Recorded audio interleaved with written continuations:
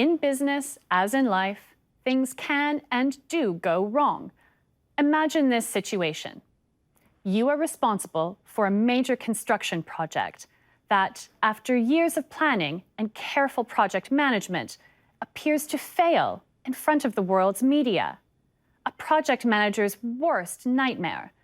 In the case of London's Millennium Bridge, it was a nightmare come true. The Millennium Bridge hit the headlines for all the worst reasons. As people walked across the bridge, it started to move from side to side. A bit surprised by the degree of sway. I feel very seasick, yes, but it's not too much further. We can get off the other end. The architects say that as a suspension bridge, it was always intended to move, though not quite as much as it has been over the last few days. What was making the bridge wobble? Was it safe?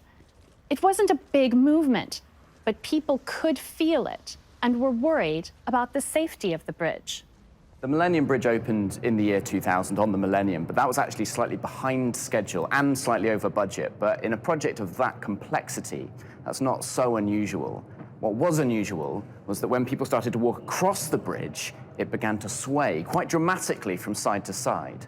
The engineers were sure that the bridge was safe, but the team closed the bridge while they investigated the problem. One of the central parts of a project manager's job is risk management. So that's anticipating all the things that could possibly go wrong and having a plan in place to reduce those risks. And in the case of the Millennium Bridge, they just didn't see the wobble coming at all. While engineers investigated the mysterious wobble, the project managers also had a busy time.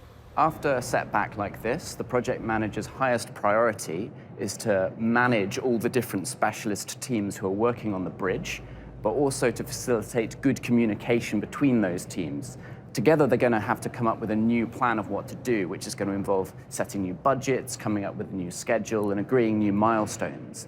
But the most important thing, immediately, is to figure out what the problem was and to find a solution.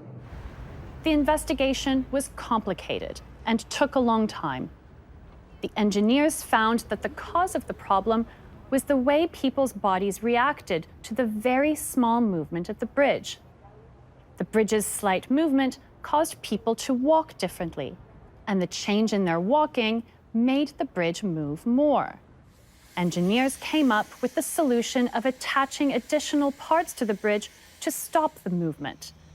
The work resulted in even greater budget and schedule overruns.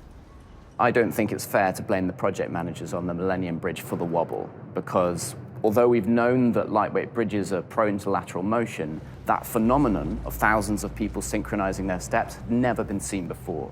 So it's not the kind of risk you can just predict easily. However, from now on, you can be sure that at the top of every project manager's risk register, bridge wobble will appear. 2 years after the initial problems, the bridge finally reopened, and it remains a popular London attraction. It has not suffered from any further severe movement. Despite that, it is still known in popular culture as the Wobbly Bridge.